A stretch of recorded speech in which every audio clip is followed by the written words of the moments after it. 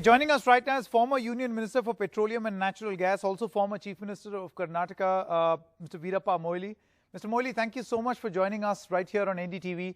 You must have seen the manner in which the fuel hike is taking place. Now, you were also questioned and criticized when fuel prices were really high in UPA 2 and UPA 1.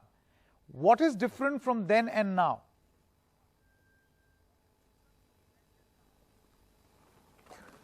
Yeah, you have, of course, you start with, you have also analyzed what it is today and what it was yesterday.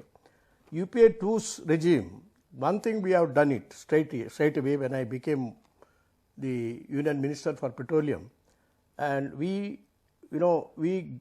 gave up the process of administered pricing mechanism, ensure that low petrol and diesel prices have been provided to the consumers. I always consider that the consumer is the king. Consumer is the king, and ultimately its sovereignty should prevail. And when the UPA 2 was in power, even with the crude oil price of $108 per barrel, we managed to keep the petrol prices at rupees 66 per litre and diesel at rupees 48.63 per litre. This is how we kept it. Of course, it is very a cost that the difference, we always subsidize it. It is a very big subsidy we gave. But this NDA government, sooner they came to power, even while having the advantage of low crude oil price of $46.17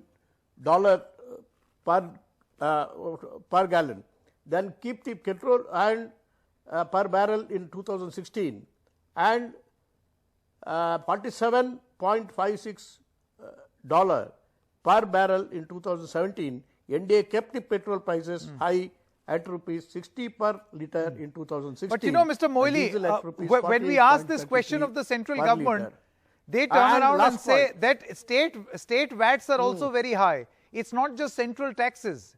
State governments are also charging. Many of them are Congress ruled. No.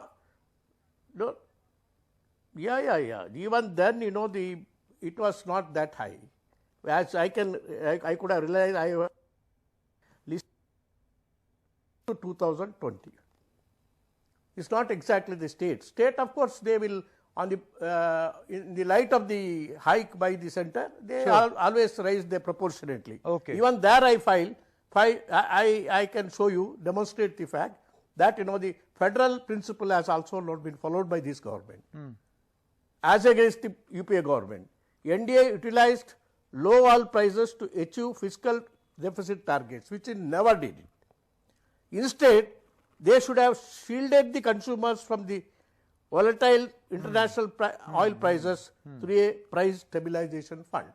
Okay. This is the difference between our government and the present government. Sure. In May 2012, for example, when petrol prices were hiked by steepest rupees 7.54 litre, Narendra Modi had called it a failure of the UPA government. However, in 2018, petrol was the costliest in India in all the South Asia. Okay. Just a difference. Okay. It's not only a failure, it is a total letdown of the consumers in India. Okay. All right. Mr. Moily, instead of passing the benefit to the ordinary Indians, fuel prices are being brutally taxed by the NDA government. Okay. This is the difference. Okay, Mr. Moily. So you're saying that tax is the problem and the central government taxes are the problem. But we'll have to put this to a debate as to why the government wants to achieve its fiscal deficit targets by treating these petrol stations as some sort of tax collecting ATM machines. Thank you very much, Mr. Moily, for joining us.